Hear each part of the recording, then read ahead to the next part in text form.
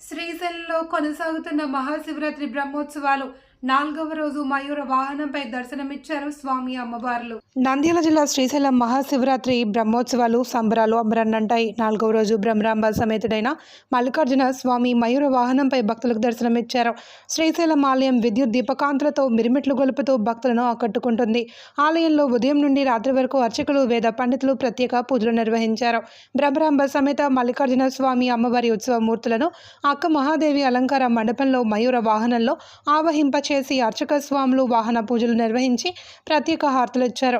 అనంతరం స్వామి అమ్మవారి ఉత్సవ మూర్తులను విద్యుత్ దీపకాంతుల నడుమ కన్నుల పండుగల గ్రామోత్సవానికి తరలివెళ్లగా రాజగోపురం గుండా మయూర వాహనం స్వామి అమ్మవార్లను ఊరేగింపుగా బాజా భజంత్రీల నడుమ బ్యాండ్ వాయిద్యాలతో అంగరంగ వైభవంగా శ్రీశైలం పుర వీధులలో విహరించేందుకు మయూర వాహనంపై స్వామి అమ్మవార్లు విహరిస్తుండగా భక్తులు అధిక సంఖ్యలో పాల్గొని కనులారా దర్శించుకుని కర్పూర నీరాజనాలు అర్పించారు. ఉత్సవమూర్తుల ముందు కేరళ చండీమేళం, కొమ్ము కోయ నృత్యం, కళాకారుల నృత్యాలు, కోలాటాలు, చెక్క భజనలు, నృత్యాలు భక్తులను ఎంతగానో ఆకట్టుకున్నాయి.